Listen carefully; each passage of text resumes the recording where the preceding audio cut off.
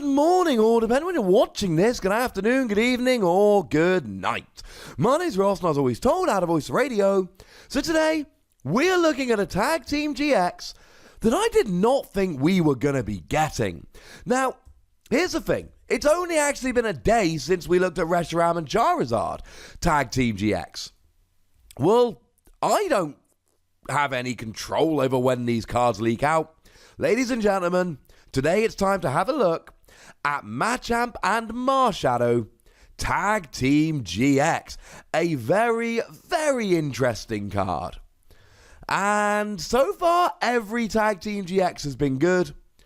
Can this keep the train rolling? Now, our translation, of course, today comes from the lovely David Hochmann over at RappelmannTCG over on Facebook.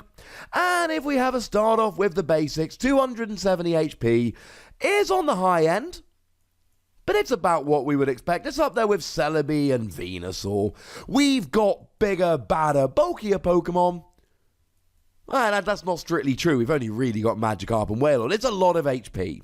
Now, we don't have the retreat cost, unfortunately. That information has been lost to us. If it's a retreat cost of 4, you need to use buff padding to put it up to 310.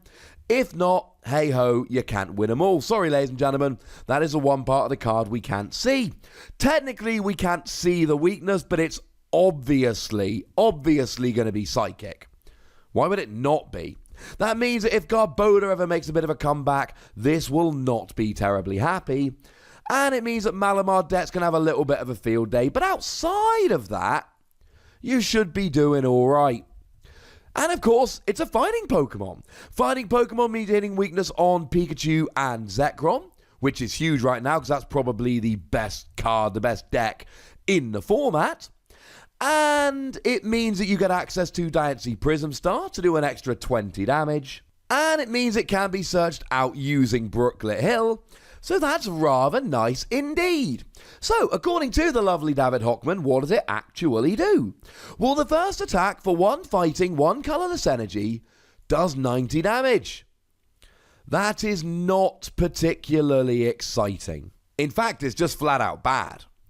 But if one of your Pokemon was KO'd during your opponent's previous turn, you in fact get to do 120 damage. That is pretty gosh darned awesome. Now, a quick ruling query here.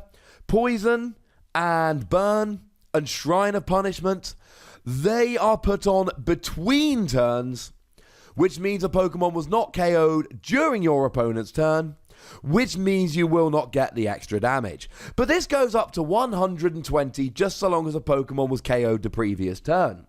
And the question here essentially is, what are you fighting against? Because there's a whole bunch of non-GXs like the non-GX Buzzwole and like White Kyurem who have got 130 HP, and that's really annoying.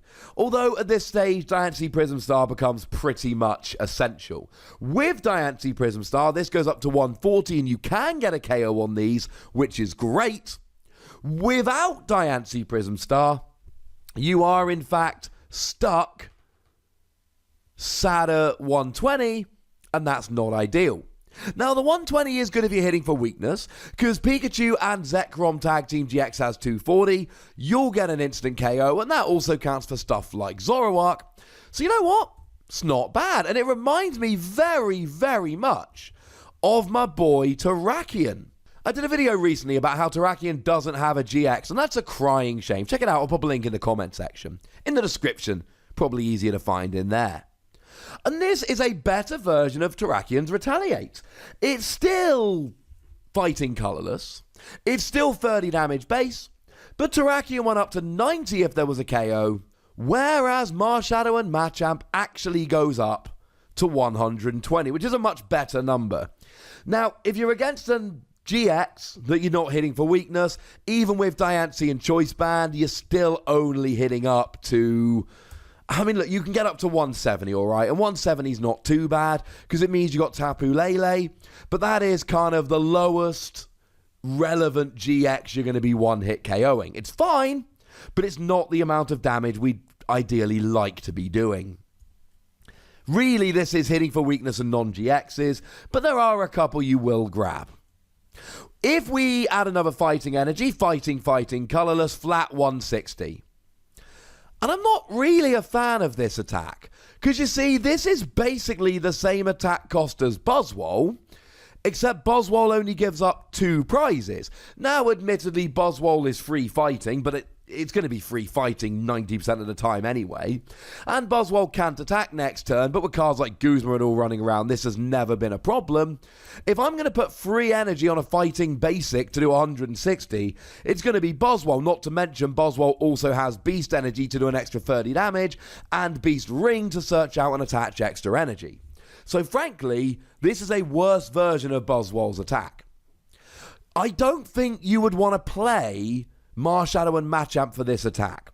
I think if you're playing it for another reason, and you end up with the energy on or can easily get the energy on, then it's worth it. Then I think we can make it work. But as it stands at the moment, I'm just not loving this attack. I mean, look, it's fine, right? 160 in and of itself doesn't really get anything other than, funnily enough, Marshadow GX. Add a choice band 190, that's Buzzwole, that's Blacephalon, etc. So you are getting a few relevant KOs, and with Diancie Prism Star you're up to 210, so there's plenty of stuff like Lycanroc GX that you will take down here. It's not terrible. I just don't see why you would play this over Buzzwole, when Buzzwole is another basic Pokemon with better tricks and only gives up 2 prizes rather than 3. Although the idea of only giving up 2 prizes is still extremely strange to me. We also run into an issue here of how do you get the energy on? Where's that energy coming from? Because with Buzzwole, we're like Beast Ring, obviously. And pre-rotation, we'd be like Max Elixir, obviously. But where's this energy coming from? Fighting doesn't have great energy acceleration at the moment. It's not like when we looked at Reshiram and Charizard and we were like, just use Kiawe. Or when we looked at Pikachu and Zekrom and you've got the combination of Thunder Mountain and Tapu Koko Prism Star just to get you rolling and then it gets itself going. And it's not even like Celebi and Venusaur where it's 1 coloured energy, double colourless, and then you're essentially rolling. This is 2 fighting energy and a colourless. This is 3 energy attachments. So where's the energy coming from? I do think this is a legitimate concern and a legitimate question at this stage. Now, the GX attack, if you can get the energy on, I adore the GX attack. 200 damage, fine. But if you've got another energy on, now it does say an extra energy, not an extra fighting energy, so this could be fighting, double colourless, which of course is huge, because then it's 3 energy attachments rather than 4. And it would be knocked out by damage of an attack during your opponent's next turn. This Pokemon is not knocked out and its remaining HP becomes 10. So essentially, if you use a GX attack, you cannot be KO'd by damage next turn, which is pretty over-the-top nuts good. It opens you up to using stuff like Ace Roller or Max Potion to heal, knowing that you're not going to get KO'd. It sounds too good to be true, and in a way it kind of is. Because firstly, you've got Poison, think something like the Salazzle from Guardians Rising with the ability. Secondly, you've got Burn, so something like Incineroar GX would be able to potentially get the KO with Burn here. Might not be quite doing enough damage, but let's pretend it is. But then Shrine Punishment's a thing. And Shrine Punishment really, really devalues this attack. Because if Shrine Punishment is there, you just get KO between turns anyway. Because this comes into effect on your opponent's turn. Your opponent attacks, your opponent would KO, but instead you go down to 10 HP remaining. So your opponent can just play a Shrine of Punishment during their turn, or poison you during their turn. I mean, we actually got Koga's Trap the other day. Koga's Trap being a lovely, lovely card, which when you play it, your opponent's active Pokemon is both poisoned and confused. So this will do it quite nicely. I mean, in Expanded, you got Hypnotoxic Laser, but in Standard, Koga's Trap will do the job.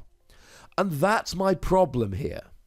As much as this, on the face of it, looks absolutely over-the-top, flat-out amazing, you get to do 200 damage and you're not getting KO'd next turn, Actually, you probably are getting KO'd next turn, if for no other reason than Shrine of Punishment. Now, as for the damage, 200 is already enough for stuff like Buzzwole and Lycanroc. Add a Choice Band, you're up to 230, and there's stuff like Gardevoir. And then with a Diancie Prism Star as well, you're up to 250, and that's all GXs, even big boys like Incineroar. So that's fine. The damage here is alright. You will miss out on the bigger tag team GXs like Celebi and Venusaur, but generally speaking, it's a nice attack. And if your opponent isn't able to poison you and isn't able to get a Shrine of Punishment down, etc., it is phenomenal. I just think there's going to be way too many times your opponent can. And this leaves me in an awkward position, because so far all 11 tag team GXs we've seen have been good, and I think this is the worst one we've seen. This is the only one I've looked at and had real legitimate problems with. Because I don't really see how you're going to easily accelerate the energy. And the GX attack seems really easy to play around. So I think I'm just going to give it 3 Wassies. I do like the first attack. And incidentally, even though it's a GX, you can use Counter Gain here. So it is a single energy attack. So essentially, your opponent takes a KO to put you behind on prizes. You can then attach a Counter Gain and do 120. I like the first attack a lot, and that's why I give it 3 Wassies. But honestly, the other attacks are a bit too expensive and a bit too uncertain. And I'd rather just use Buzzwole a lot of the time. Which is a little bit sad, because I do like me some Machamp. But ladies and gentlemen, maybe you disagree. Maybe you think it's a lot better than I do. Well, ladies and gentlemen, great news. There's a comment section. So please do go nuts while remembering to be nice. And then make sure you like this video, subscribe to this channel, follow me on Twitter at @TheWassie, and Twitch for some live action at twitch.tv/PTCGRadio. If you want to support the channel, get some bonus podcasts and all of that, head on over to patreon.com/PTCGRadio, where you can do exactly that. And do please make sure you're checking out youtube.com/WassiePlays, where we talk about other games. Yeah, there are non-Pokemon games out there. But by far the most important thing, as always, look after yourselves till next time. Thank you very much for watching. My name's Ross, and you've been watching PTCG Radio.